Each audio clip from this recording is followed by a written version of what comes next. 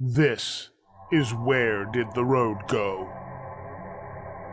Our aim is to explore the fringe, to be true skeptics and question openly, to investigate the paranormal, bring light to the dark corners of history, and give a voice to the shunned of science.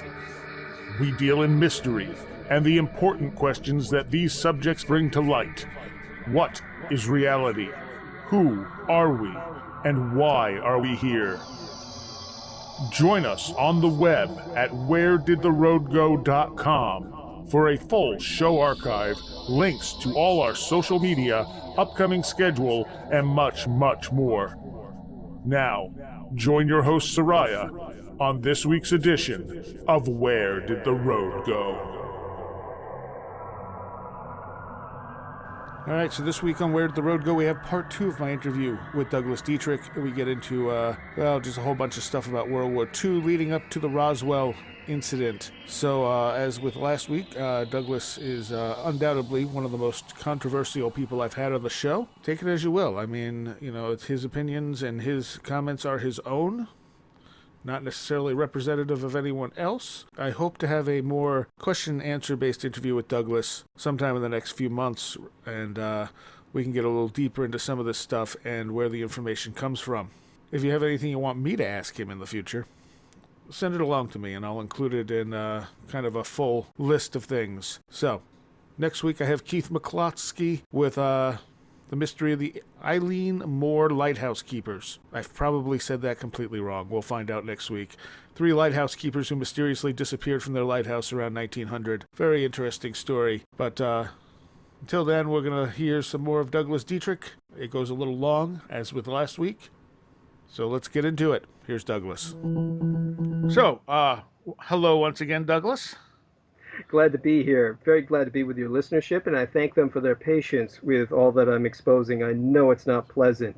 If you'd like, I could review a bit in a nutshell of what we were talking about, but I think you could do that just as well. Yeah, and before we get to that, I want, you're bringing up a lot of stuff here that people are going to find to be either controversial or they're just going to think you're full of it, or I want to remind people, though, that every once in a while, even in the mainstream news, we see things come out that aspects of the military or the government has done that are very, very distasteful. So to believe that they may have done other things we don't know about shouldn't be that much of a stretch. And it's not, when we say the government, it's not an entire system of people doing these things as much as little pockets here and there that are masterminding them. Would you say that's accurate? I would say that, of course, that is the case. We've got very few people with an enormous amount of power, but in the end, we have to remember that we are, in the end, personally responsible for allowing these people the power that they have over us. And that's why the GI generation really has to be brought to task. Their government under Franklin Delano Roosevelt was so extremely insane and maniacal in his intentions to conquer the world for communism that many industrialists and businessmen got together to overthrow him because he was no longer a legal representative of the population of the United States. They made the mistake of approaching a fellow Marine by the name of Smedley Butler, who himself was a rabid communist. And they approached him because he's probably the only person in the history of all humankind to have held 2 Congressional Medals of Honor. So they made the mistake of assuming he would be patriotic. Now, the biggest problem is many people who win these medals are never the same again.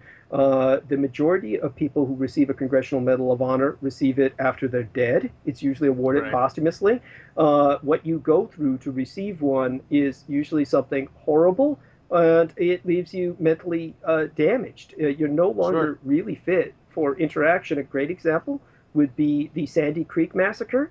The Sandy Creek Massacre of Native Americans was when American GIs massacred thousands of Native American women and children. No men were there because the men were all out on the hunt, And these were American prisoners of war. By all declaration, these Indians had surrendered into reservation lifestyle, and they were told, wave this American flag and it will protect you because now you are under American protection.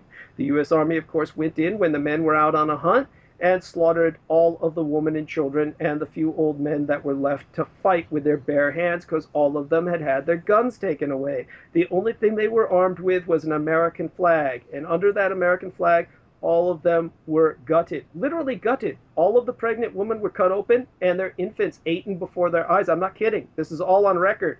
And all of the men who participated in that, no less than the highest ratio of medals of honor were passed out for that massacre in all recorded American history. 20 congressional medals of honor were passed out for that.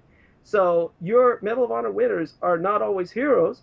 Often they are the sickest of villains, oftentimes degenerate psychotics. One of them was Smedley Butler. So when they made the mistake of approaching this criminal who had won 2 congressional medals of honor for this kind of massacre, then he went to Roosevelt, told them about it, and fortunately, they were in a powerful enough position where Roosevelt could not take them out and shoot them. He didn't dare to do that. He needed their industries for his campaign of worldwide conquest, but they went down in history as villains, and this sick idiot named Smedley Butler went down in history as a hero. And let me tell you something.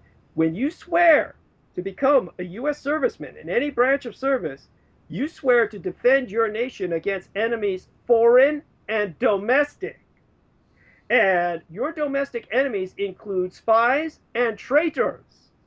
Now, Franklin Delano Roosevelt, as his right-hand man, had Lachlan Curry. I've mentioned this guy on Coast to Coast AM a number of times. Lachlan Curry had never, ever in his life been awarded U.S. citizenship. He never would be awarded U.S. citizenship. He was a communist agent. He was outed by the FBI. And the FBI pointed out he was sending transcripts all the way back to the Soviet Union. And Franklin Delano Roosevelt sent him to China to cooperate with Evans Fortis Carlson, the Communist Marine Corps general, and Mao Zedong and the Chinese communists overseas until all the heat died down. Then he brought back to the United States to run America's economy to the ground. Years later, when he was finally outed as a spy again during the communist witch hunts of Tail Gunner Joe, then he was forced to appeal to the United Nations for international asylum. And they sent him down to Colombia.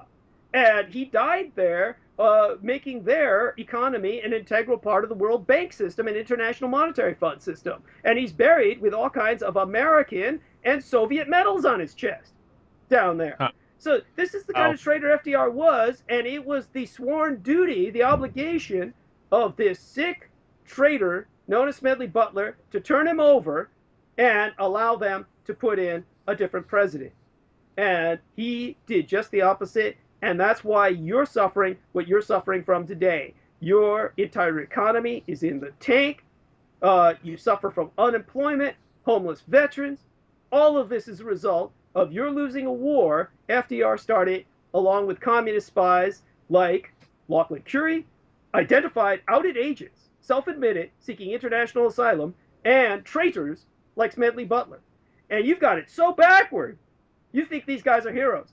That's how sick and twisted your mind is from American propaganda. So you have to wake up and say, I am a human being having an American experience.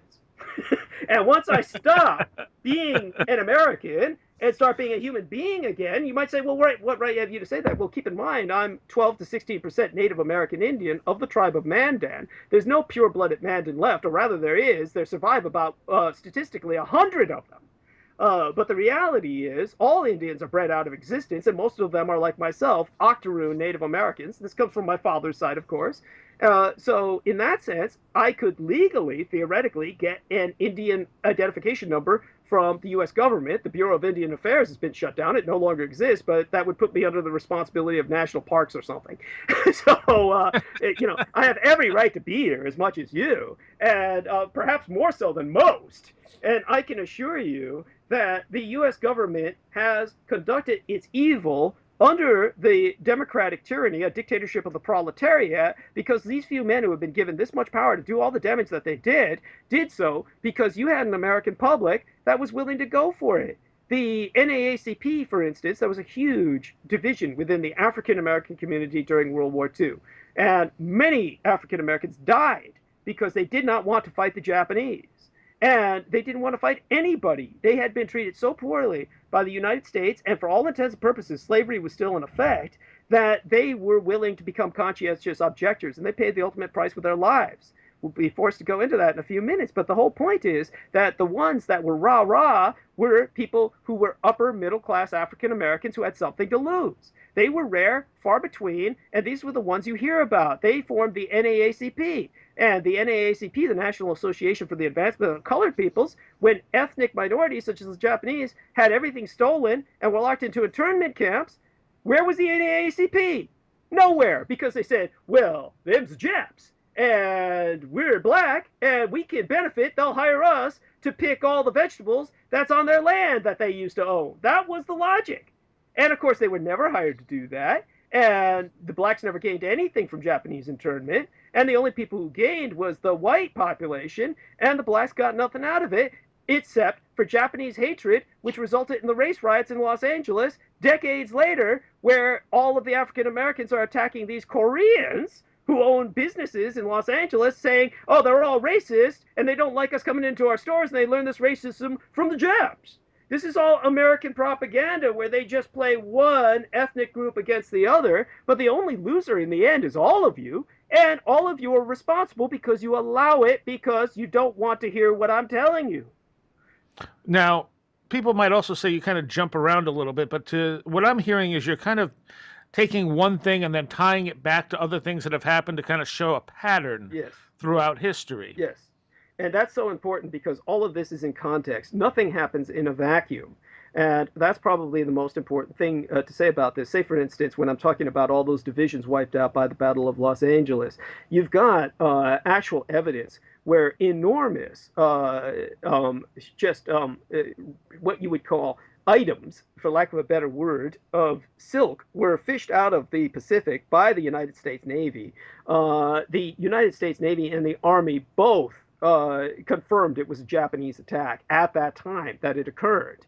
They were unable to throw up any air defenses. All they had were the anti-aircraft guns. The anti-aircraft guns, as I said, very similar to the British guns during the airborne bombing using dirigibles over London in World War I, were unable to reach the German dirigibles. The biggest problem with the German dirigibles was freezing to death at those altitudes, suffocating to death from lack of air. These were the true astronauts of their day into the stratosphere. Men who were manning the guns atop the dirigible would often come home dead. They'd be frozen to death by the time they returned to Germany. Hypothermia, etc., drops in blood pressure, heart palpitations would occur. Now, the Japanese learned the lessons from the years of bombing conducted by dirigibles by the Germans in World War I. This was nothing new. The Japanese were not carrying any bomb loads, and they weren't carrying any biocidal weapons because that would have weighed them down. They wouldn't have been able to have returned home. So they made certain they didn't use any fuel for engines. They literally rode the airwaves. So they rode here on the Kuroshio, the Japan current. They used the California current to go down south, and they're seen doing this on video. And then they went back on the equinoctial current back to Indonesia, which at that time was occupied by Japan, and the Nauru Islands. And where can people find videos of this? Well, the videos are all over YouTube of the attack taking place on Los Angeles, and you can see the radio announcers at that time saying how slow these are going. These are obviously dirigibles. Now, later on, you see this photograph with this UFO shape, and that was put in by the U.S. government. I have the records in which I leaked, in which they had basically photoshopped. These days they would use that term. That's a program, of course. Back in those days, it was called document alteration. This was an actual physical operation where they would cut one picture out from Sheffield, United Kingdom, and they would take these Sheffield UFOs that were seen over the United Kingdom in the 1960s, and then they transplanted that into the middle of all of those searchlights at the Battle of Los Angeles. Now, since the United States Army was behind the movie, The Battle of Los Angeles, along with the Marine Corps, one of the things you notice is that they used the original photo. So when you take a look at the movie poster for the Battle of Los Angeles from the film, there's no UFO in the middle of those searchlights. And think about what I'm saying. When you take a look at Independence Day, when you take a look at the Battle of Los Angeles, keep in mind these are not actors. Tom Cruise is not flying that plane in Top Gun. Okay? All of these military jets in Independence Day, all of these Marine Corps helicopters in the movie Battle of Los Angeles, this is genuine military hardware flown by genuine military personnel diverted from the field to make this film. Now, think about what I'm saying. When the Battle of Los Angeles was made, we were in a state of war with Afghanistan, with Iraq, undeclared, illegal, but still a state of open armed conflict. And here we are involved overseas. You've got a volunteer military, which I said is less than 1% of the population, and they're still diverting manpower to use for helicopter scenes in the Battle of Los Angeles. So this shows you how important it is to the military to put out these propaganda films that it was aliens. And all of that, they can dwell on what I'm saying when they're turning over all this hardware for the film to be made and use it as a recruiting ad, cum propaganda disinformation campaign. The Americans eat it up because it makes them feel good, because it's patriotic, and it's all part of the matrix in which you're locked.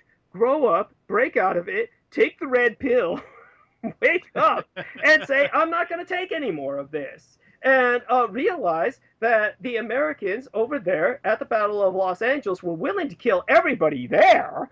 They certainly didn't even think about saving anybody because they didn't want the disease to spread, because they had to maintain a mobilized war economy of industrial production. And so, as I said, the average strength of a World War II era U.S. Army Infantry Division was about 14,250 men. Now, approximately 51,000 active duty experienced U.S. military personnel came down with symptomatic hepatitis that was terminal, and they died. Now, again, they further investigated and found out that another 330,000 actually, soldiers in the Western Defense Command Center were contaminated to the point where they were permanently unfit for service. Now, anyone who doubts what I am saying, there is medical records of this. One just has to do their work and take a look at, say, for instance, the preventive medicine in World War II. I believe it was in Volume 3, and the author was J.B. Coates, C-O-A-T-E-S, or Hoff, EC. Those are the names people should look up. Those are the names I remember. Coates and Hoff, H-O-F-F and C-O-A-T-E-S. And these men were MDs, of course. They worked for Washington, D.C. at the Office of the Surgeon General, the Department of the Army.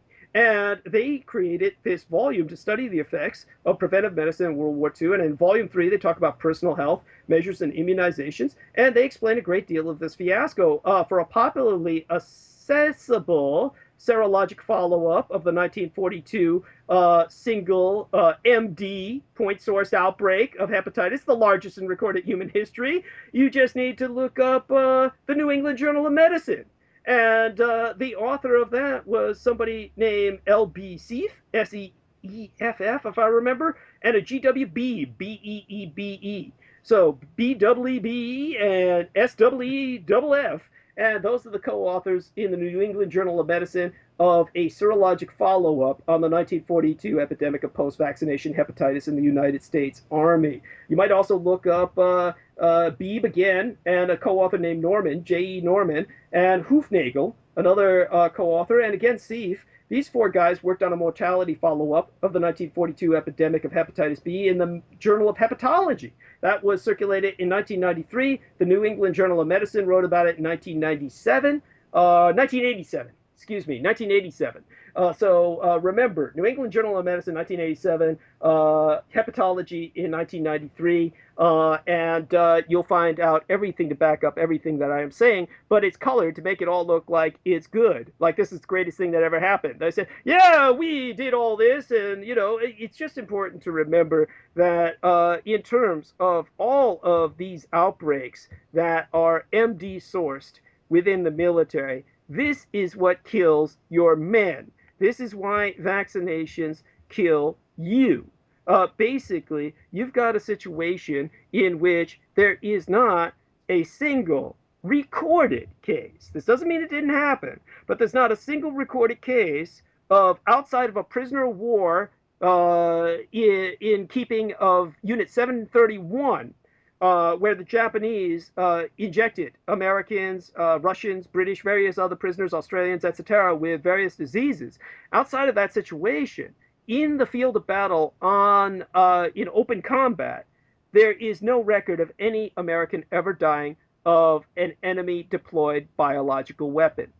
But as you can see from what I've explained to you, hundreds of thousands of Americans have died from their own military killing them off with vaccinations. It's what happened with anthrax in the Iraq campaign in Operation Desert Storm, which I was a part of.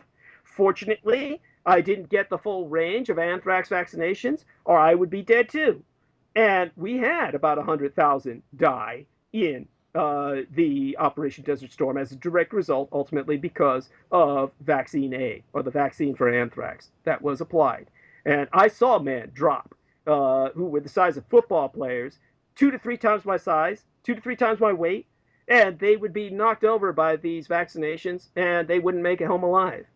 And so that's what your military does to you, and that's been going on since the days of George Washington. That's because your Surgeon General, all military doctors, have no need to obey the Hippocratic Oath. And so what happened with this militarily? Well, obviously, they knocked all of these divisions out of the war. And as a result, basically, the Americans were unable to wage war against the Japanese because of all the men that were put out of service and all of the men that had died. We are talking about men who had been through basic training. We are talking about the other men who were combat experienced. We're talking 4 divisions away from the war effort. Now, this extended the war by half a decade. You might say, well, how is this possible? You got to remember that the forces deployed by both Japan and the United States were literally skeleton forces. The manpower ratios in the Pacific were, for all intents and purposes, non-existent. The Americans had a Europe first campaign because in their racist ignorance, they thought the white Germans were the infinitely bigger threat and that the Japanese were monkeys with swords who couldn't do anything to them. So they said, we make Europe first. All of their resources were in Europe, and they had nothing to deploy to the Pacific. The Americans, at the time of the Battle of Midway, had no follow-up. Keep in mind, the Battle of Midway happened only half a year after Pearl Harbor, in 6 months after Pearl Harbor. And at the Battle of Midway, the Americans experienced an American Trafalgar, a victory which sank the majority of the Japanese carrier fleet. Okay, where's the follow-up? There is no follow-up. The most they could do was in New Guinea, they tossed a division. This was all they could muster. This was all they could spare. They were short on manpower, that they relied on the Australians with a population of almost effectively nothing to take up all of the brunt. They basically were fighting what? The Japanese through indirection, a single glorified battalion. It was called the South Seas Division. It was not a division. It was a regiment under General Hori. And General Hori was just sent by the Japanese army so they could satisfy the Navy, which kept demanding some army participation in the Pacific. They were all concentrating on China. China was the primary front, just like the Russian front was the primary front for the Germans. The Americans were just sloppy second in both the Atlantic and Pacific theaters. The Americans were not a threat. And so the Americans got this one glorified little battalion and brigade level bit of force from the Japanese army they came up against. It took them months, literally over a year, at the Battle of Buna before that Japanese force was annihilated. The Australians had to take up most of the work. And as a result of this sheer dearth of baseline population distribution to the Pacific on both Japan and America's side, the war lasted for years and was eventually drawn to Japanese victory. Now, to put the Battle of Midway into perspective, because Americans think that that's a victory, think back on General Billy Mitchell. Now, General Billy Mitchell is the man who developed operational bombing to sink ships. This is the man who kept saying carriers are going to take out the battleship. This is the man who basically made your modern Air Force possible. Now, General Billy Mitchell said it is Alaska and the Aleutian Islands that are going to win us a war against Japan. Just take a look at his book, Victory Through Air Power. Now, in Victory Through Air Power, that book was published during the Second World War. It was published literally in the first year of the war, 1942, because 1941, the December 7th attack, happened at the end of the year prior. So you've got this first year of the Pacific phase of the Second World War. And he's saying in that book, which is published for public consumption, it is Alaska that's going to win us this war. We can bomb Japan from Alaska. So what happened? The Japanese invaded Alaska. How did they do this? By sacrificing their carriers at Midway. Gladly. That's how the Japanese won the Battle of Midway. Now, it's important to remember that prior to Pearl Harbor, as I explained with George Noy on Coast to Coast AM, the primary attack that made all of this possible, that served as the example for Admiral Yamamoto, who wasn't that creative, was the Battle of Taranto. And when the British attacked Taranto in Italy, they bombed the main Italian port in their main military harbor, their version of Pearl Harbor. They bombed Taranto with a single carrier, the HMS Illustrious. And His Majesty's ship Illustrious launched several waves of aircraft attack that bombed the Italian fleet in being into smithereens. Now, this was on the night of the 11th through the 12th of November in 1940. This was Italy's Pearl Harbor, November 11th, 1940, 11/11/1940. Now, just a little over a year later to the day, just 1 year to the day practically, on November 13th through the 14th, the HMS Ark Royal, His Majesty's ship Ark Royal, a major aircraft carrier, a concentration of trained airmen, air assets, personnel numbering in the thousands, gets sunk by a tiny Coast Guard U-boat of the Germans known as U-81. U-81 was not even a fully operational long-range U-boat. This was a Coast Guard U-boat. They have these all over the world, but not in the United States. And this Coast Guard U-boat took on a British aircraft carrier, sank it. It was so big, and the torpedoes from the U-boat were so small, it took a day to sink.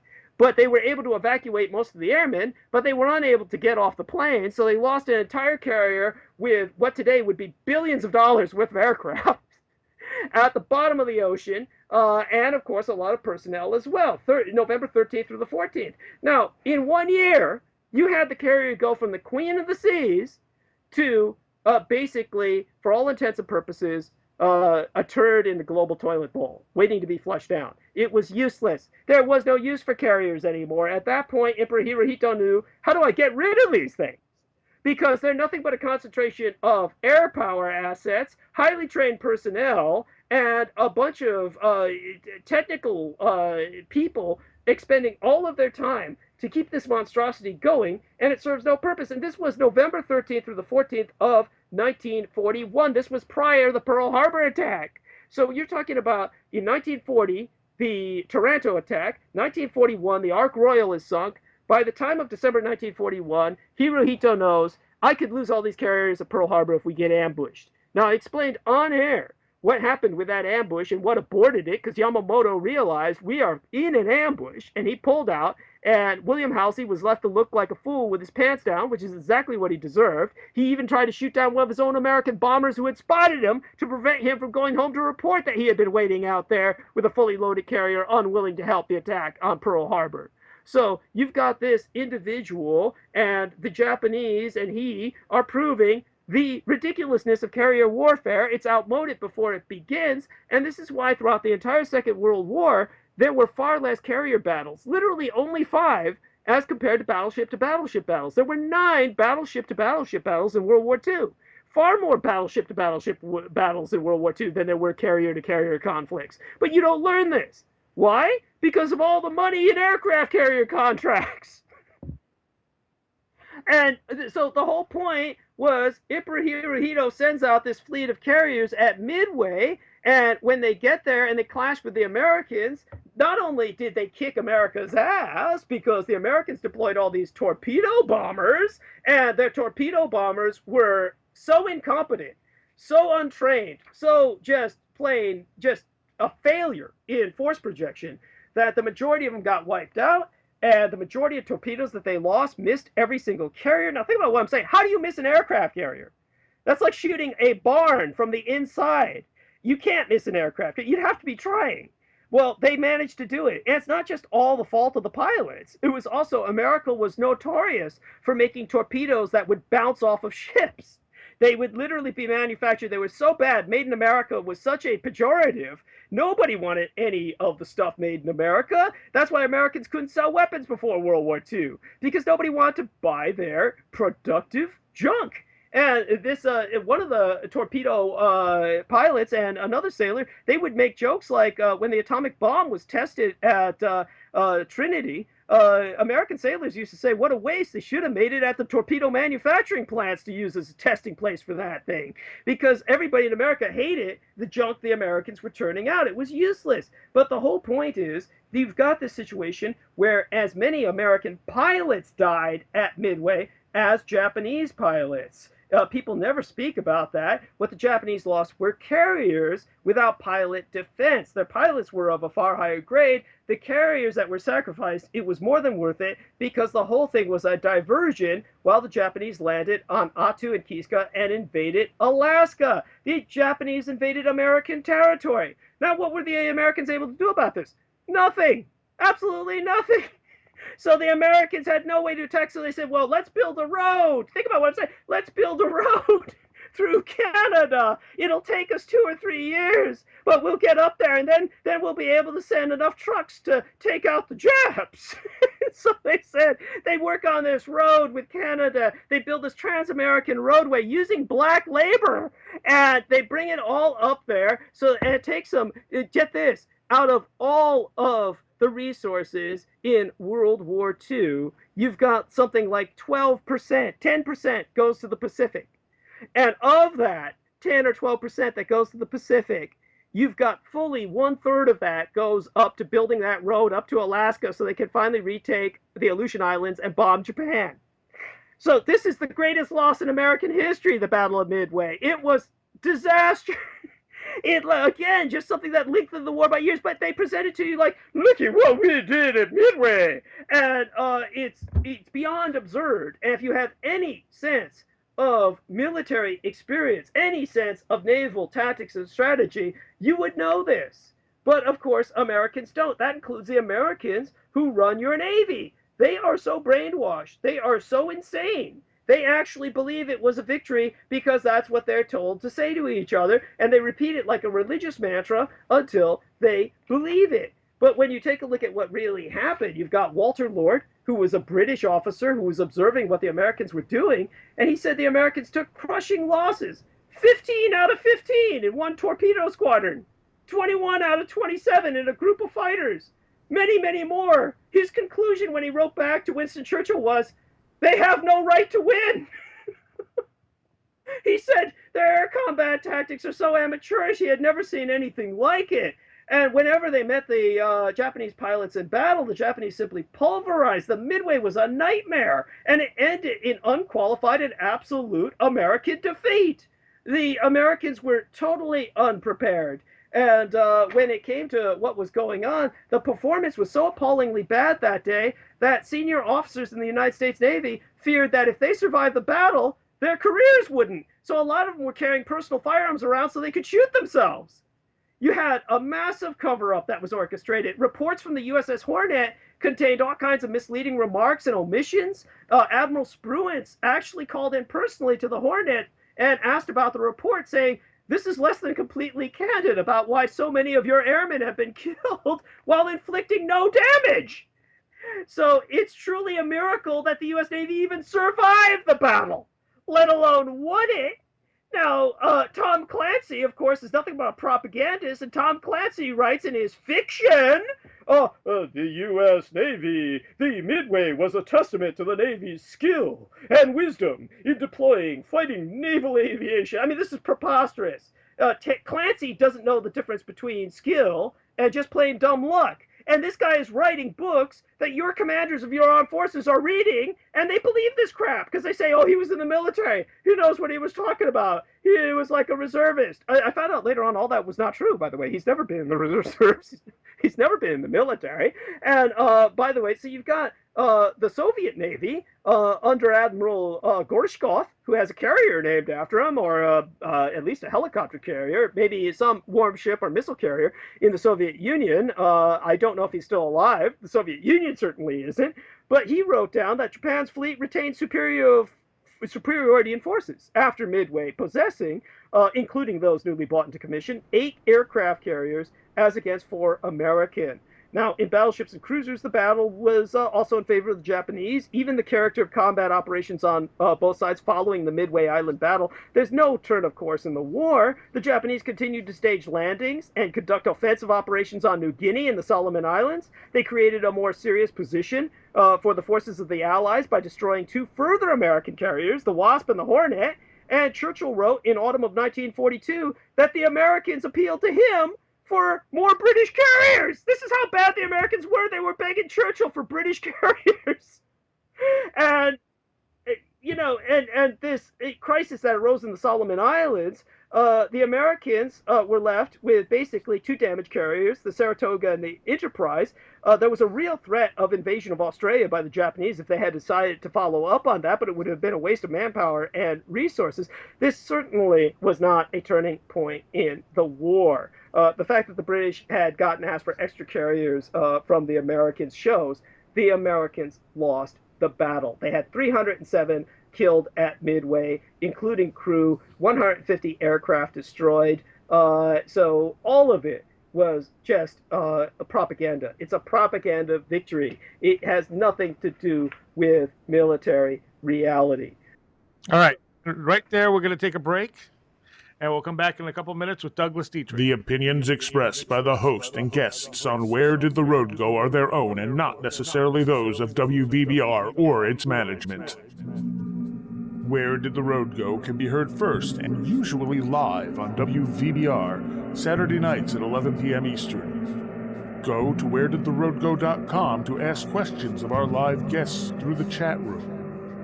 Where Did the Road Go is then re-aired on Dark Matter Radio and Deprogrammed Radio. You can download all shows for free on the website, and you can subscribe to us on Stitcher, iTunes, YouTube, or Vimeo. Additional content can be found on our video channels.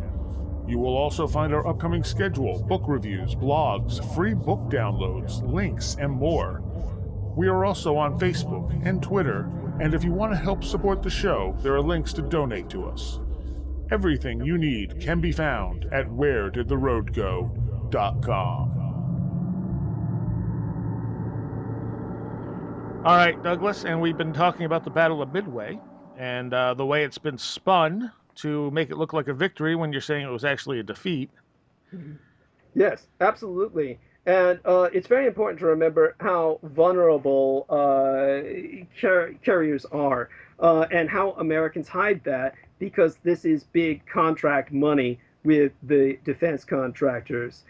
Basically, you've got a situation where the Americans have pinned everything on this World War II propaganda battle. This is their version of the atomic bomb victory kind of nonsense that they pushed you, that they claim ended the war. And with this, they've been able to keep fat contracts and juicy employment going with carriers, because honestly, you take away the carriers, people lose jobs. And people don't want to lose jobs, so they keep building stuff that doesn't work. So, and we have that going on just today, where they're building tanks that we don't need and aircraft that don't do the things they're supposed to, but we keep spending the money on them. Of course. Well, take a look at what happened in Southeast Asia. During the air war over the Second Indo-China conflict, what's known to the Americans as the Vietnam War, the United States dropped the equivalent in conventional explosives of 640 Hiroshima-type atomic bombs.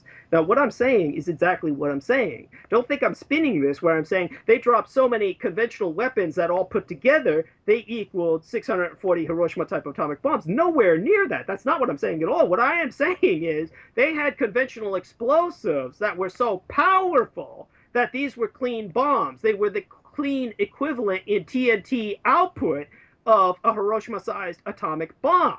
So the exact type of uranium bomb that destroyed Hiroshima without the radiation was deployed 640 times in Vietnam. And it didn't gain a single inch in terms of victory. Vietnam, Laos, and Cambodia still fell to the communists. And beyond that, unknown to the Americans, the Vietnamese sunk American carriers. They used their version of the Navy SEALs, and they dove down underneath American carriers, and they would sink them. And what would the Americans do? They would raise them up, refloat them, and rebuild them so they could claim they hadn't been sunk. This was going on throughout the Vietnam War. So everything they say to you about these unsinkable aircraft carriers is more than nonsense. But beyond that, your entire Navy, like your Army, is defeated.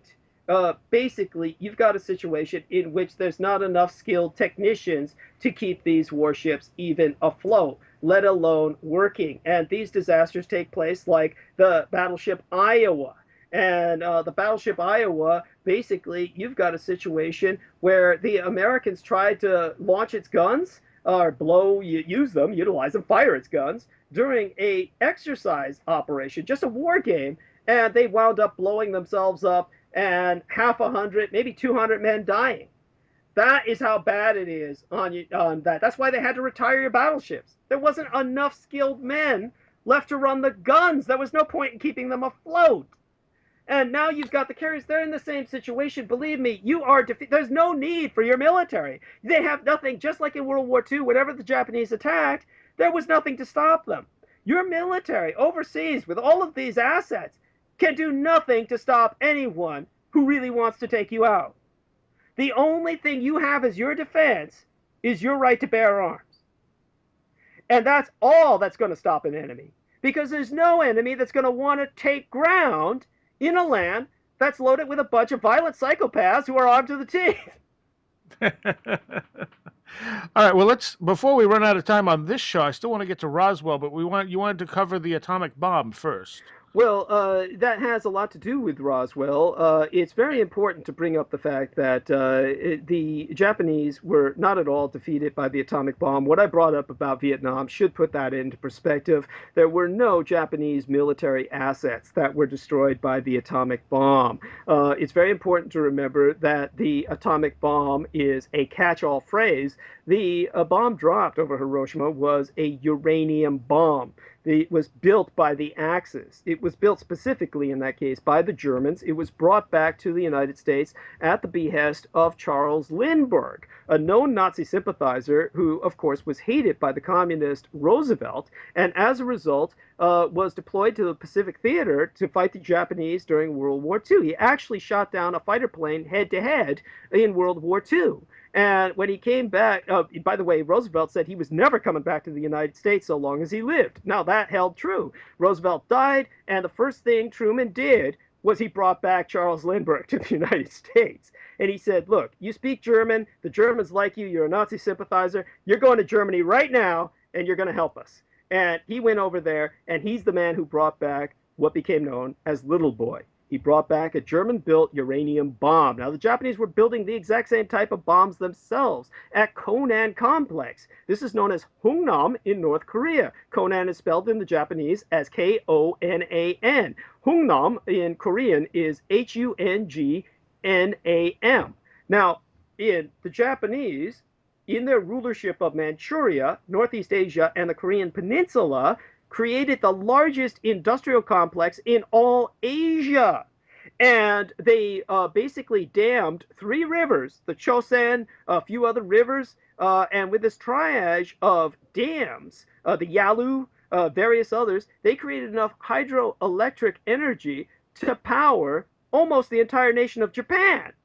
Now, none of it was sent back to Japan. There weren't lines stretching across the Pacific. It was all used to build uranium atomic bombs on the Korean Peninsula. This is why it was built there in the first place, was because the North Korean Peninsula is loaded with uranium.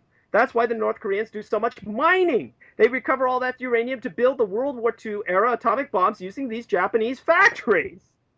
That's why every bomb they blow, you hear the Americans say, oh, that's just a Hiroshima-sized bomb. Oh, that's just a World War II type bomb. This is why they're using World War II era Japanese technology. Now, with that, the Japanese stopped the Soviets. Now, between the Korean Peninsula and Japan, the space is so small, it's like the English Channel between the continent and the English Isles. a healthy Olympic athlete could swim the distance. And people do so all the time. If you go to Japan and you drink a beer and you throw it into the ocean, it'll wash up on a Korean beach. You can see from certain points in Korea the islands of Japan, and vice versa. They could have built a bridge years ago. The only thing that stopped it was politics. So if the Soviets had continued down the Korean peninsula, they would have invaded southern Japan. What stopped them? The Japanese blew a bunch of those atomic bombs. They literally disintegrated the Soviet advance. It created miles of demilitarized zone, no man's land. Today it's called the Korean Demilitarized Zone. This is what divides North from South Korea.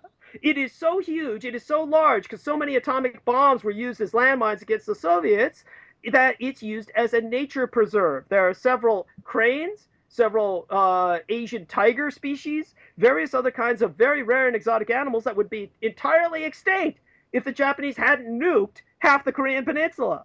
It is the only man-made object visible from the moon aside from the Great Wall of China. Okay, and I actually heard that the Great Wall of China isn't visible from space. And that's a load. That was a myth. That's a load. It is very true. The American astronauts said without binoculars or telescopic aids through their vision sights, through their faceplates, they could see the Great Wall of China. Okay, all of that. You know why you can't see it from Earth? This happens from a lot of American tourists who fly over in planes over China, and they say, "Well, I can't see the Great Wall of China from a plane." Yeah, it's called industrialization. It's called air pollution. It's called particulate matter in the atmosphere around you. And then they say, well, how can they see it from the moon? Well, altogether, it's called ignorance. This is part of what's brought up. Believe me, there are satellite pictures of the Great Wall of China from space, and these are used without any focusing. It would be the same as if you were looking through a faceplate on the moon, and they define the Great Wall of China very clearly. You can't see it from the ground because it's made of the ground. It's made of stone, mortar, and bricks from the earth itself, so it's the same color as the earth. Yeah. And so you see what I'm saying with that. But this is the kind of nonsense that you get when you get people who are trying to debunk history. Who comes up with this nonsense? Your U.S. government. It's the same people who tell you you won the Battle of Midway. It's the same people who tell you that you won World War II. It's the same people who tell you everything. The Japanese attacked Pearl Harbor as a surprise. That, that basically the Battle of Los Angeles was aliens. And if you don't think the U.S. government is supporting that, go back to what I was saying. They're putting manpower, diverted from the height of intensity of conflict in Afghanistan and Iraq. They're deploying manpower back in Los Angeles to make this nutty film about aliens invading the United States. All right, so now how do we go from Korea and then this to Roswell? Okay, well, basically what happened was the Japanese, of course, had developed the balloon bombs that they were going to wipe out America with biocidally if the Americans did not sue for peace. I've gone into now are these the Fugo balloons? That is quite correct, and they are far more dangerous than the aeronauts or the dirigibles. The dirigibles were later on used as the threat because the dirigibles could help carry many of them.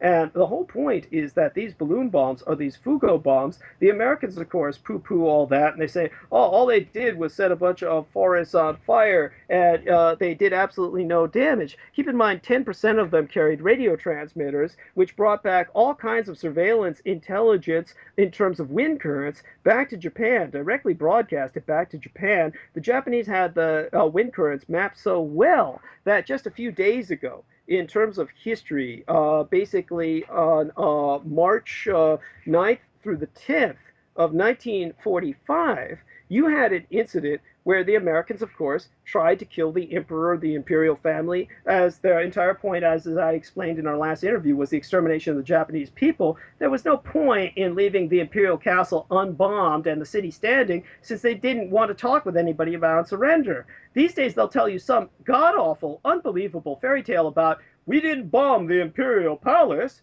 because we wanted an emperor left to surrender. Now, that is so absurd, it doesn't even bear dignifying with a response. Suffice to say that on March 9th through the 10th, the Americans missed completely the largest castle in the world, The entire Imperial complex, the Imperial Tomb alone, which is this key-shaped national park, is larger in acreage than the Great Pyramid at Giza. So you've got this enormous target. The Americans sent 334 B-29s. They dropped 2,000 tons of firebombs. And the question is, how did they miss the Imperial Palace? There's an entire story behind that. We're not going to go into that right now, some future interview perhaps. But the point is, they wound up killing tens of thousands of people, ultimately well over 125,000 when they burned up the rest of Tokyo. Now, that exact same day, Hirohito responded with a single balloon bomb. He had the air currents mapped so well that he dispatched a single balloon bomb which flew in low over Yakima Valley in Washington State and hit the lines of power, basically the power lines that were strung up from Hanford Dam to the plutonium manufacturing plant in Washington State. And when he did that, he showed the Americans he knew exactly what they were doing in terms of building a plutonium bomb. He knew exactly where they were manufacturing the plutonium for it, and he shut down, by this shutdown of power to the Hanford plutonium factory, he shut down all the power that was going to Los Alamos. So both Los Alamos, which was building the plutonium bomb, and the Hanford plutonium industrial site were shut down for half a week because of this single balloon bomb that he sent through a rain front low over Yakima Valley to show the Americans, I know everything you're doing along the process of the bomb you're making. And it doesn't mean anything to me. And the Americans knew they had lost. Now, John Keel had been saying this for a long time, that it was a Fugo balloon that was related to Roswell. And one of the things he talks about is that the U.S. military asked the newspapers of the time not to report these balloons when they came down on U.S. soil. Well, it's important to remember that the United States ordered the U.S. military, through the military, they embedded all of their journalists, and they ordered the media not to report anything. At that point in time, there was a man of pure, unparalleled evil. His name was Elmer H. Davis. And he was a journalist who Roosevelt put in charge of what was known as the OWI, or the Office of War Information. Now, the Office of War Information throughout World War II was responsible for making sure you heard absolutely nothing. And you didn't hear anything, including the kamikazes. These days, of course, everybody interviews many American veterans. They talk about the kamikaze attacks, what were called body crashing tactics, what the Japanese referred to as tokutai, or special attack units. Okay, everybody at the front in the Pacific knew about this phenomenon, and it was killing the Americans. It doesn't matter what fantasies they tell you. We're putting out a ship a minute. We're putting out a bomber a minute. We're sending all these overseas. Nothing could keep up with literally thousands of men throwing their planes loaded with explosives at the assets that you're fielding, because each one of them is killing hundreds of people. So nothing can keep up with that. The entire American war effort was being ground to a halt, and of course everyone was told, you write about this home to your relatives, you die. And so the orders came from the top down. Nobody talks about the kamikaze. Nobody in the Second World War who's a member of the G.I. generation who was on the home front remembers the kamikaze. They heard nothing about it. If you ask them today, they'll remember everything that was talked about after the war. But nobody remembers anything before the ceasefire. So the whole point is only the military knew about that. And this is because the Office of War Information, they also didn't tell you about the bombs generating firestorms throughout the Pacific Northwest that were creating smoke that the Japanese were monitoring with airplanes flying over American airspace launched from submarines. The I-17, all of these various other workhorse submarines could carry at least one Japanese float plane used for reconnaissance. They were flying over the United States airspace, violating it all the time, monitoring the smoke, where it was going, so they would know how to deploy biological weapons when they ultimately threatened the Americans with them and forced them to surrender. Is any of this reported? Of course not. You got your asses handed to you on a platter. Is it reported to you? Of course not. Now, to put this in some perspective, the Americans created one of the highest trained military units in the world, the Triple Nichols, the 555. Now, the Triple Nichols, of course, the 555th, was a parachute infantry battalion. They were the only smoke jumpers who were a military unit in the history of all mankind. And they were trained by the United States to fight the fires that were produced by these bombs, these balloon bombs, generating smoke. and which the Japanese could monitor. But the fires themselves were extremely dangerous, and they would have burned down all of America's national forests in the 17 western United States had the war continued for a single year longer. So the 333 obviously couldn't do much. They're an elite unit. And another question is, why were they all black? Because at that point in history, you take a look at the propaganda films like Red Tails. Sure, they're courageous men who are African American who are fighting with these Red Tail units. They have white officers. That's not very much emphasized. They had some lower level black officers, but their overall commanders were always white. The 555 was pure black. They were given African American sovereignty and turned loose as an independent unit with no white officers so that they would operate in earnest without being bothered, and they were given full leeway of fighting firestorms all over the Pacific on the American front at home. And the reason why is because American high command knew they would never talk with white women or white men after the war was over. Racism was so strong, some black guy coming along couldn't even date a white woman without being lynched. Some white guy couldn't talk to a white man in an elevator. We still had separate bathrooms. We still had separate restaurant spaces. We still had the blacks riding at the back of the bus. If we let them in the same bus at all, there was no way these guys could talk about what happened. It was called Jet Black, the entire Black Ops program. That's where the term Black Ops comes from.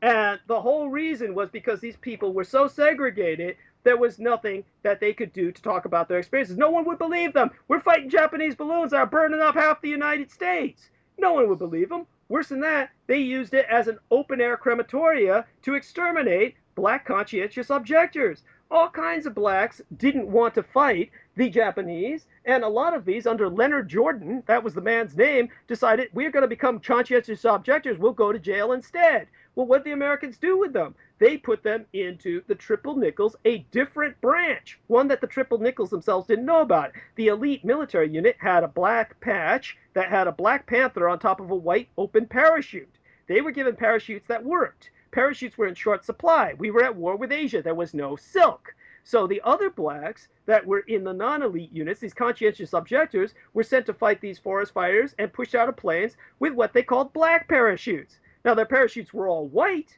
but they were short and they were small. So when they snapped open, they would break with the force of their opening every single bone in a man's body. And these men would, in agony, with all their broken bones, just look in horror as they fell into open flames and burned alive to death. Thousands of African Americans have their bones scattered all over the American Northwest. No one will ever find them. This was all part of an extermination plan for conscientious objectors during the Second World War. Anyone who denies this has no knowledge of what it was like to be black in America at that time. We still had slavery that was legal. They called it basically debt wage payoff, various other types of names, but basically tens of thousands of African Americans were arrested for vagrancy. Vagrancy meant you had to prove you were employed at any given time. Nobody would hire a black man. They couldn't prove they were employed, so they were arrested arbitrarily. They were hit with outrageous fines. They were charged for the cost of their own arrest, and with no means to pay off these ostensible debts, they were sold as forced labor to coal mines, lumber camps, brickyards, railroads, quarries, farm plantations, and thousands of other African Americans were seized by Southern landowners and compelled into years of involuntary servitude. Government officials imprisoned all kinds of blacks throughout World War II. Provincial farmers, they sold them to other white farmers, corporations, including mainly U.S. Steel, as cheap, free labor. Now, all of these guys were purchased without compensation. They were subject to physical torture. They were whipped. I had to look at the personnel records of any number of them. And one of them that really stands out to me was some poor dope named Cottonham. And Cottonham was some young guy in 1908 arrested for vagrancy. And basically he was sentenced to a 30-day term of hard labor. He wound up working for a year for U.S. Steel Corporation. He was bought and sold, used to work underground. He never emerged from underground in mines for a full year. And this guy was working for free for food. And all of this was going on throughout World War II, and they used them to build the China-Burma-India Theater Road. If you ever take a look at the CBI Theater, China-Burma, India, you see that big road that leads from India into China, into the wartime capital of Chongqing. you through the northern mountains of Laos and Cambodia. This is one of the longest roads in the world. Every single drop of cement, every single nail in every single telephone pole, all of it imported from the United States, all of it built with free black slave labor who were whipped by Southern white officers. One of them got so tired of being flogged that he turned around, pulled out his white officer's gun, and he shot him to death. His name was Herman Perry. Herman Perry became the most hunted for man on earth. He escaped into Thailand. He ran away into the tribes of headhunters. He married the chief's daughter, and he still has children that are alive there today. Now, they make movies like The Execution of Private Ryan. And The Execution of Private Ryan is what they claim was the only execution of an American serviceman in World War II. They literally say that in the film. Now, this is some white guy who deserted, and they executed him. Nobody has heard of Herman Perry. Herman Perry is this black guy who became the hero of the Burma-Lado Road. All the African Americans said he's the king of the Lado Road because he used the Thai headhunters to whack and ambush Americans. And he would free blacks, and they would go and join him in their forces. Finally, they hunted him down, and they hanged him. And you never heard about it. But he's an African-American hero written only about in African-American newspapers. The Office of War Information made it so you never heard of him. He was subject to the largest manhunt in U.S. Army history. It took half a decade to find this guy, and when they found him, they killed him. And they took a bunch of these other black guys who worked down the road, took them to occupied Japan, and they executed them there, where no one would find out about in the United States. Hundreds of them. There's one guy, he's written about in a book with a stupid title called Black Glasses Like Clark Kent. And his niece wrote about him because what happened was her name's Therese Svoboda, and her last name is spelled S-V-O-B-O-D-A, if I remember. And Svoboda, basically, her uncle was always a hero to her, but when he saw the prisoner Fiasco and the scandal at Abu Ghraib in Al-Iraq, run by private corporations and a bunch of bullying National Guardsmen, he took out a gun and killed himself. And he left her, in his will, a bunch of tapes in which he admitted to killing a bunch of African Americans in Japan where nobody would find out about it in America, so they couldn't go home and report that they had been slaves on the Lado Road, working for free, being whipped. So this is what was going on in World War II. Americans know nothing about it. No African American who has any common sense would say that America was on the right side. Any sensible, true African American, just like any Japanese American, would have fought to the death, killing as many Americans as they could, because that's what the Americans wanted to do to all of them. The only reason the Americans didn't was because they lost the war. That's reality. Okay. We're going to take a quick break. We'll be right back with Douglas Dietrich. The opinions expressed by the host and guests on Where Did the Road Go are their own and not necessarily those of WVBR or its management. All right, Douglas, we're on the kind of home stretch here of the second part of this conversation. We have to get to Roswell. Yes. Well, what happened was at the time of Roswell, we still had Japanese, Taiwanese, Korean prisoners of war. Hirohito had forced the Americans into suing for peace by sending a fleet of his dirigibles to the United States to prove what he had and that these assets could disperse biological weapons. The men who were crewing these vehicles were authorized to surrender. And at the time, of course, you have to remember, one of the things the Japanese also surrendered to the Americans under direct orders of the emperor were the I-400 submarines. You can look up the I-14, the I-400. One of them was sunk well after the war. We're talking about 1947, 1948. One of them was sunk off the Philippines or off Gado Island. Another one was sunk off of Hawaii, and it wasn't discovered until the year 2005. People can look this up and vet this for themselves. Now, these I-400 submarines were the largest submarines ever built prior to the advent of the nuclear submarine. These were submarine aircraft carriers. Each one of them could carry 3 float planes with folded wings, and they could carry 2 bombers in its stead that carried the uranium bomb. These were called Peggies by the American code name. This was why the Americans invaded Iwo Jima, because that's where the Peggies were based out of. The Japanese name for them was Hiryu, or Flying Dragon.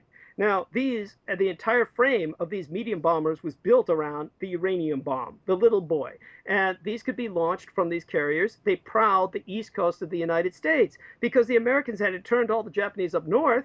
None of the Japanese living in Brazil wanted a part of the American war, and the Japanese in Brazil constitute the largest Japanese population on Earth outside of Japan. So during World War II, the Brazilian Japanese were not interred. The U.S. government tried to get the Brazilians to inter them and steal all their property, and the Brazilians said no.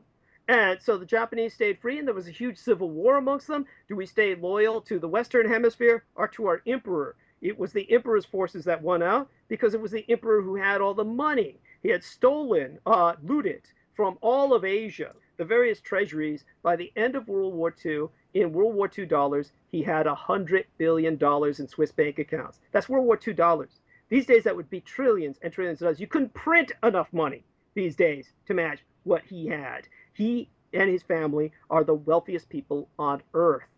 And in terms of what he had, he funded a private war. He was able to maintain the I-400s afloat. Everybody in the world hated the Americans. The Americans were in the Philippines, and they talk about, Filipinos love us. We liberated the Philippines. We took total control of the islands in 1944. Well, anyone who does their research will find there were still 20,000 active Japanese troops on those islands, and they stayed there for the next 5 years. Where were they? In the southern Philippines around Mindanao. The largest Japanese population in the Philippines was in the city of Davao, D-A-V-A-O, in Mindanao, and that's the largest Muslim concentration in the Philippines as opposed to the northern Catholics in the north of the archipelago. And they, of course, hate the Americans because during the Spanish-American War, the Americans killed 3 million of them. That was the largest genocide ever conducted by any nation on earth prior to the Holocaust. So this is why Muslims hate America. This is why Timothy McVeigh's partner, Terry Nichols, who was married to a Muslim Filipina, went to the Philippines to be trained in how to build a fertilizer bomb that was deployed at Oklahoma City.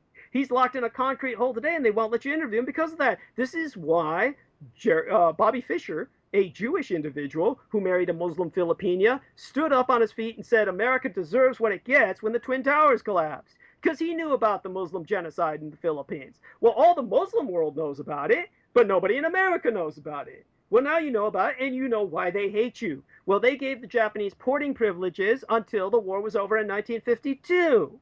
Just like in Brazil, where the Japanese population allowed the Japanese submarines to port at Sao Paulo in Brazil. Davao in the Philippines, Sao Paulo in Brazil.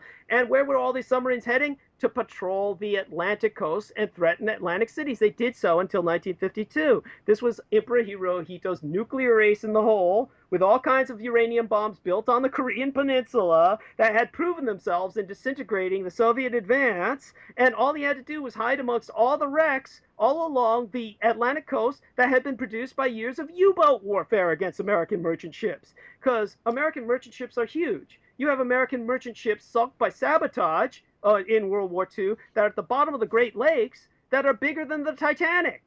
Well, all the wrecks up and down the Atlantic coast are comparable in size to that, and the U-boat captains turned over their maps to the Japanese of all the wreckage so they would nestle up their 400-foot submarines right next to these Titanic-sized wrecks, and the Americans couldn't tell what they were looking at. It was all part of what had been mapped as part of the wreckscape. And they were able to patrol up and down the Atlantic, porting back at Sao Paulo in Brazil, back at Davao in the Philippines, go back to Japan under direct orders from the emperor, and he used what was called the courier system. K-U-R-I-E-R. K-U-R-I-E-R. This was a German-developed system that could not be intercepted by the Americans in terms of communication. The emperor could give the order for a direct launch only directly from himself, anytime he wanted, 24 hours a day. All of the American and Soviet presidential launch systems were based on what he developed. So all of this kept the Americans at bay while Eisenhower and Truman are negotiating to Japanese surrender demands. And a great example of this is Okinawa.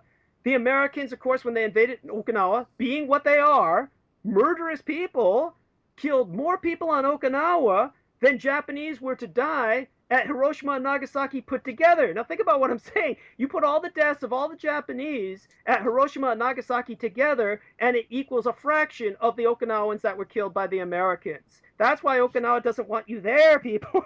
That's why Okinawans hate you. That's why everybody hates you. And in Okinawa, to kill everybody, the Americans killed all the pigs. Now, the Okinawans are not Japanese. Japanese are vegetarian. Prior to the Second World War, they were Buddhist and did not eat meat. They would eat fish, but not beef. All of that was a cultivated taste after the Second World War. The Okinawans, on the other hand, ate pork, like the Chinese, because they were ethnically Sinitic, not Japanese. And to kill all of them, because their primary source of protein was pigs, the Americans killed every pig on Okinawa. One of the first Japanese demands during the American surrender was, you resupply Okinawa with a whole load of pigs by diverting all the merchantmen you can to bring pigs back to Okinawa so those people don't starve to death. That's why every pig on the island of Okinawa today is an American pig. No pun intended. Nobody wants you there, and everybody wants you gone, and you should be gone. But nevertheless, remember, you don't occupy Japan. You occupy Okinawa, which is a totally separate ethnicity and nation state with its own flag. You can look this up. But this is the whole point that I'm making. Everything Americans find out about the war is false. Now, with all these surrender demands being met, the Americans being shamed, humiliated, what do they say? While they're holding all these surrender discussions, they say, we're holding discussions with aliens, extraterrestrials. That's why you keep hearing the leak. Eisenhower, Truman, they were talking to extraterrestrials. Now, all Japanese were classified illegal enemy aliens. When all the American Japanese were put into internment camps, they were all classified as illegal enemy aliens. Their citizenship was revoked. They were no longer U.S. citizens. Every Japanese prisoner of war was an enemy alien. So when Emperor Hirohito deployed the same dirigibles that had been over the Battle of Los Angeles, keep in mind, like with the keels for the I-400 submarines, the Americans will tell you, oh, they surrendered all of them. We got one of them, these two other miniature ones, but we knew they had them, but all the rest weren't being built. Well, they built them all. There was about 17 submarines, 14 or a dozen at least operational at any given time. The Americans sunk a few of them, which was why they kept testing atomic bombs all over the Pacific, lobbing nuclear depth charges to hunt these suckers down. But they couldn't kill all of them. And, of course, the Americans were left to negotiate until all demands were met. And they opened their markets, and American industry died. And Japan wound up owning 80% of all American treasury bills and the majority of your national debt. But the dirigibles, on the other hand, were based out of China. The Chinese war went into communist civil war against the nationalists. Far more people died in that civil war than were killed by the Japanese. And during that period of time, the Taiwanese, what became the Taiwanese, or the nationalist government, negotiated with the Japanese until they were able to relocate to the Japanese island of Taiwan, which was never invaded by the United States. And that island suddenly becomes Taiwan, Island China, Nationalist Republic. And nobody ever asked why.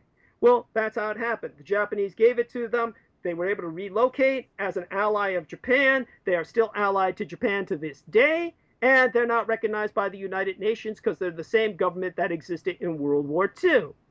Now, in terms of what happened with the Americans and the dirigibles, while the Chinese were fighting the communists, who the Americans supported, the Chinese allowed the Japanese to maintain their dirigibles inland China. And so the Japanese were able to launch out of China any given time these super dirigibles that would disperse biocidal weapons. These were far more damaging than the balloons because they could dispatch planes that could drop biocidal bombs. This is what they would do in the Pacific while their submarines launched nuclear weapons on the Atlantic if the Americans didn't continue to submit down with negotiations. Now, during that period of time, the Americans couldn't get into these craft because the Japanese used very small aeronauts. Again, Japanese were vegetarians. This is why so many Allied prisoners of war died in Japanese captivity. They couldn't live off Japanese food, which was considered bait and mulch, and they died of malnutrition. 7 times the rate that they died at in Nazi prisoner of war camps. So the Americans couldn't physically fit into these childlike compartments for Japanese aeronauts. So they had to torture the Japanese prisoners until they would do what the Americans wanted them to do and find an opportunity to kill themselves. That's exactly what happened with the Roswell incident. What happened was, first came the Battle of the Antarctic. The American Navy, of course, got itself defeated incredibly in Operation High Jump. The National Socialistes remains that were in Antarctica wiped them out. So the Army said, well, we'll go in and we'll drop a nuke. And what wiped out the Navy was radar. And the radar in Antarctica was in such a coordinated system that the National Socialistes were able to respond and wipe out Operation High Jump's marine landing units. And this is why you never hear of the thousands of Marines who died in Antarctica. You hear about a few sailors, but the Marines were flown in Douglas boxcars out of New Zealand to invade Antarctica and were wiped out to the last unit, to the last man, because of radar response coordination. So they said, well, we'll use this Japanese system because the Japanese system is meant to fly like the old dirigibles of World War I above the radar line, and then they can drop their planes, drop the bombs below the radar line, sailing below it. This is the only way we can do it. So they tortured the Japanese prisoners of war, and they repainted the entire dirigible in light metallic paint similar to that which covered the Hindenburg. Highly flammable, but highly reflective, so they wouldn't use it or lose it at night. And they kept it within a coordinated airspace between escorts, tried to get them to demonstrate the dropping of a dummy bomb. And this is why Walter Woody and the Woodies were the first people to see the explosion when the Japanese opened up all the hydrogen vents and blew flares, which the Americans were unable to access because they couldn't fit into the craft compartments. And the Japanese vented all the hydrogen, blew their flares into it, and blew themselves out of the sky. They killed themselves in the process, the majority of them. Some survived as terribly burnt and ultimately died under beatings and interrogation. But they managed to destroy that super dirigible, and you had nothing less than 600 or 700, maybe over 1,000 audio witnesses to that explosion. Everybody heard it. And when it took place, of course, you had people who saw the burning of the discharge craft. This is why you've got all of that material going all over one area. You've got the craft, which lands in another area because it's a parasite craft that is linked onto the plane with a catapult system, discharges itself, and it drops the bomb en route, the dummy bomb, which is another egg-shaped kind of oval craft that they find at another place. This is why you had all the separate incidents of Roswell. And this is why you get clowns like Stanton Friedman tell you, oh, it was two separate spaceships that crashed into each other. They came from another star system. You know, that's some really bad piloting. I mean, to come two separate, they must have been playing chicken. You know, they must have like ran off with their daddy's spaceships, came all the way to Earth and decided to charge each other, because there's no way that that could happen statistically. I mean, you really have to be trying it. It'd be tough. But he tells you that because he used to work for the U.S. government in nuclear flight.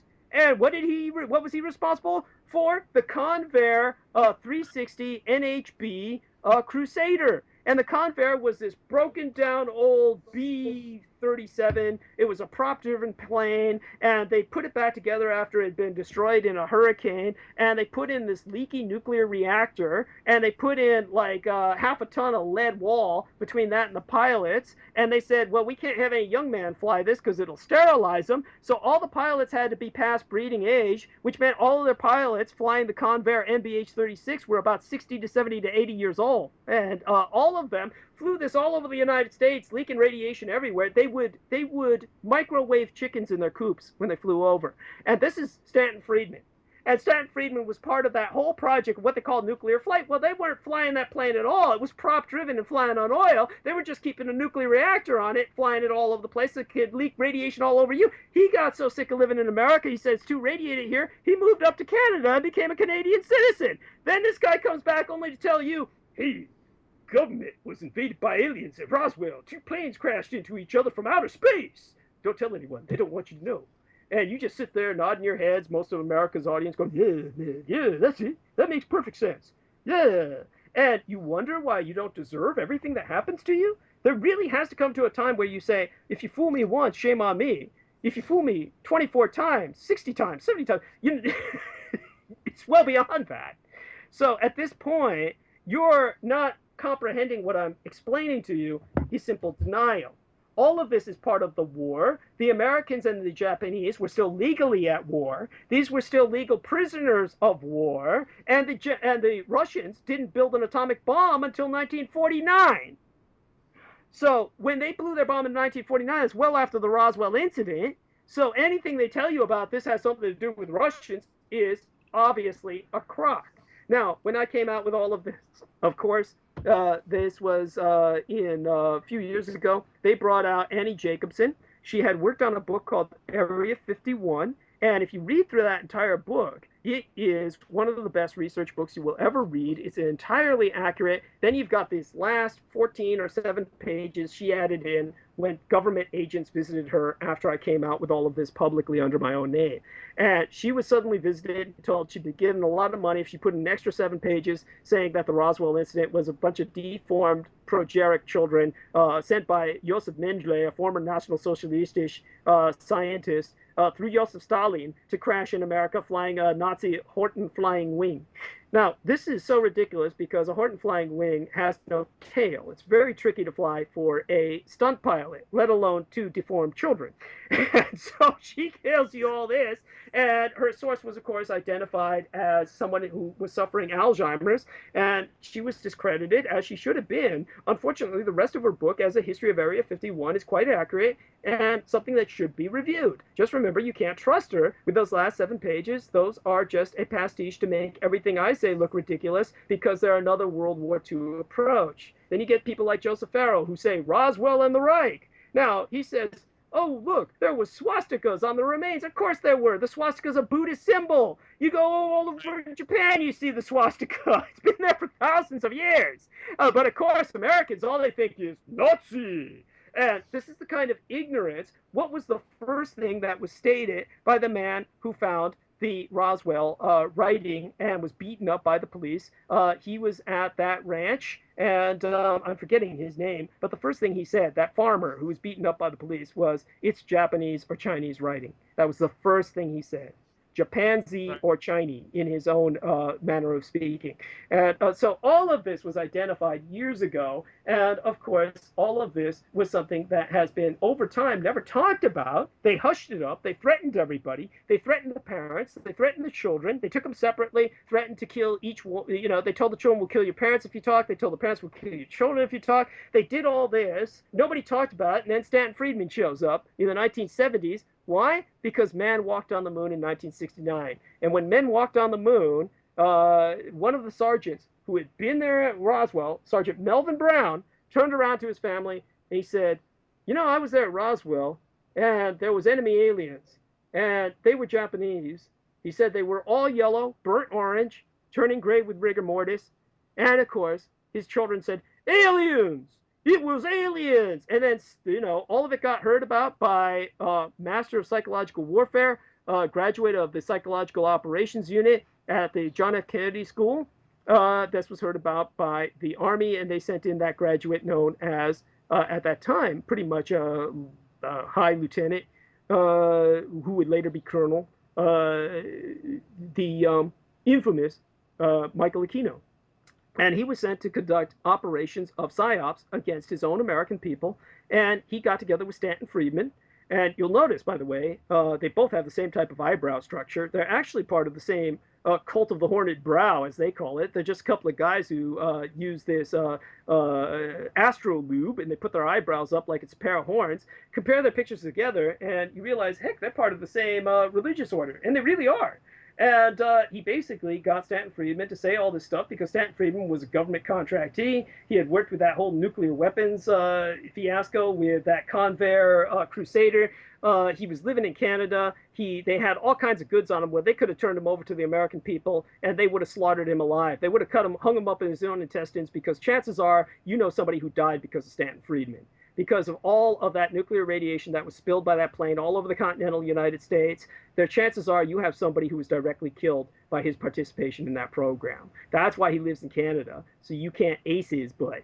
And they bring him down here with Aquino's orders, and they say what they say about Roswell, and you start developing this complex about it because of men like Philip J. Corso. Now, Philip J. Corso was a lieutenant colonel, same rank as Michael Aquino would later reach, and he was a National Guardsman. He worked at the Pentagon. He had security clearances, and he was basically, at this point in his life, suffering from a form of senile dementia and claiming that he was visited by space brothers. And so he went up to Bill Burns, who ran UFO Magazine, and he said, you know, I want to write about these space brothers. They're visiting me, and they say we can have world peace. And this is what he talked about to Linda Moulton Howe. And Linda Moulton Howe will always bring up the Space Brothers aspect of Lieutenant Colonel Corso, because that's what he really wanted to talk about. And Bill Burns said, well, that stuff don't sell. He said, what's going to sell is Roswell. And he said, what we can do is you and I will approach Senator Strom Thurmond, and we'll get him to write the introduction. He says, well, how are you going to do that? And so Bill Burns went up to Senator Strom Thurmond, and he said, hey, Senator Thurmond, Lieutenant Colonel Philip J. Corso is nearing retirement, and he wants to write a book called I Walk with Giants, where he talks about how he served as shoeshine boy for Eisenhower and all these greats with the Supreme Allied Command in Europe during World War II. Can you write an introduction to that? And Strom Thurmond said, certainly, it would be an honor, gentlemen. He wrote this introduction to the I Walked with Giants book, and Bill Burns took that and stuck that in the Day After Roswell book. And then Senator Strom Thurmond said, hey, what's this? And he said, I'm going to sue both of you guys off so far up the river, you're going to come back with gills. And so he gave an order, basically, that they would lose their butts if they didn't withdraw all of the copies of the Day After Roswell. And somehow they were able to do this within a few days. Now, think about what I'm saying. They had to release this on the day of the Roswell incident's 50th anniversary. So we're talking about the 4th of July is how they say it now. 4th of July in 1997. And so they said, oh, God, we got to release this. So what do? Basically, Bill Burns uses government connections. They recalled every single copy and put it in the incinerator, and they reissued new copies within like 48 to 72 hours on all of the shelves of Barnes & Noble and Crown and Superbooks and all the rest of that didn't have the Strom Thurmond intro. Now, how can this be done without government support? This is how far your government is willing to go to push this crap down your throat so that you say, oh, it's thanks to alien technology I got my pacemaker.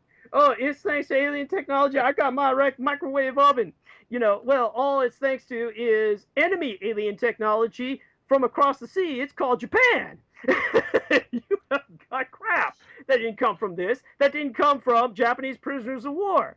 And, of course, when they can't make it aliens, they'll try and make it white. They'll say, oh, it's Roswell and the Reich. Then Joseph Farrell will come up there. Now, by the way, Joseph Farrell, I spoke with him on air several times, and he was lying through his teeth. He was on air on Coast to Coast AM saying, yeah, I told everybody I was the first person to say this was human, that this was human. And I said, you're not the first person. I was the first person to come out and say it. And beyond that was Nick Redfern, who wrote Body Snatchers in the Desert, who was investigated from inside out. And he had nothing to say to that.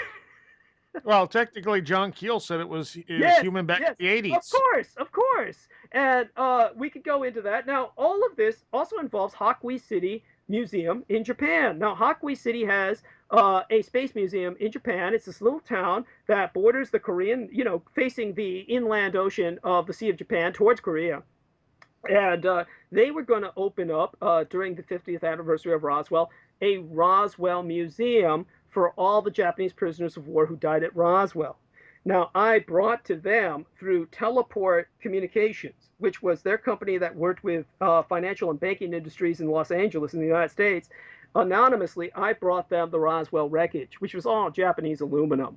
And while I did that to give to them so they could make it the centerpiece of the Roswell UFO Museum in Japan, then, of course, the Army and the Air Force responded. Now, it's important to remember that the Air Force did not exist at the time of the Roswell incident, where the superdirigibles landed to force the Americans into surrender. When they analyzed all the biocidals the Japanese had to disperse, then they landed at Tonopah Army Airfield, what we call part of Area 51 today. Now, that's run by the CIA and the Air Force in condominium.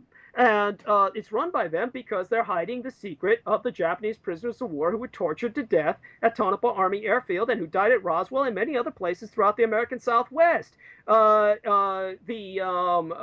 small little place called, Ely, Nevada, where Ansel Adams used to go out into the Rocky Mountains and film nature, Yellowstone and all that. Ansel Adams was based out of Ely, Nevada. And there was a crash there where 17 Japanese bodies were recovered. Now, people can look this up. Kingman, Arizona. This was, of course, after the war was legally over, but they never let the prisoners go home. Kingman, Arizona, you had another crash, and you've got these aliens that are speaking English. Now, I know the clown who wrote the book on Kingman, Arizona, and I says, how can they be speaking English if they're aliens? He says, well, Gene Roddenberry invented the Universal Translator in the 1960s. Why not them years earlier? And I said, but the Universal Translator doesn't exist. It's a work of fiction. And he said, so's the book. And I said, well, then what's the point? Why are you doing this? Why are you confusing everybody against the truth? And he's just like, haha. And I'm like, well, what do you do with people like that? You can't do anything with people like that. They're lying to you and they think it's funny. And you think that these are respectable researchers. It's time to grow up and realize that not only did you lose the war, you committed terrible war crimes. This was all part of it. Your military doesn't want you to know about it because it'd be one more reason for you to dismantle them, because you don't need them, because all they do is make everybody hate you, which is why everybody wants to kill you. If you dismantled your military and said to the rest of the world, look, we dismantled the military, the rest of the world would say, well, that's a great step in the right direction. We still might want to kill you, but we're not going to invade because you've got a nation full of armed psychopaths.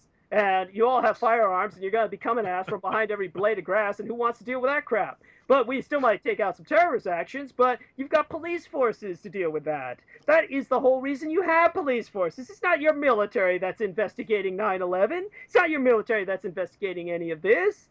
All of that is domestic police agencies, and they're armed pretty much at your level of being armed. At this point, we're out of time, Doug.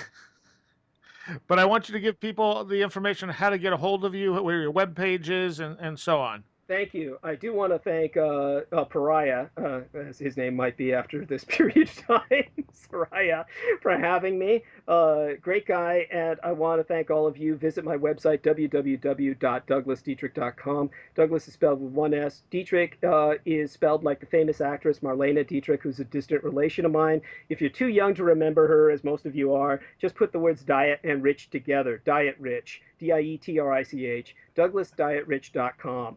Go over there, make certain you support me. Get the Roswell and the Rising Sun. The original DVD is still on sale. And also, there's another one on sale that's paired up with Satan's Crusaders, talking about Satanism in the military. And that, of course, is Aquino and his psyops against you using devices like the Roswell campaign, which is literally satanic in its origins as a psyop when you consider the source. So, check into that. Also, check out my own radio program on Tuesdays and Saturdays, 10 to midnight Eastern Time. Saturday Night Firing Lines, you can call in and ask me questions. And on Tuesday nights, I monologue. So definitely that. And do see what you can do to support us just by calling my manageress or contacting her through Lorien at douglasdietrich.com. Her first name is spelled Lorien. So just contact Lorien at douglasdietrich.com and ask if you could become a sponsor for my program or help in any way, and she'll be happy to talk to you or to set up conferences or in your area of the United States or anything you would be helping to, wanting to help produce, etc. So thank you very much, Soraya. You have the patience of a saint, and I hope that what I presented is a good working base for any questions we might have in the future. All right. Well, I thank you very much, Douglas. I can also see why the mainstream UFO people don't have the highest opinion of you. Well, the feeling's mutual. All right. Thank you, Doug. Thank you. You take care, and you have a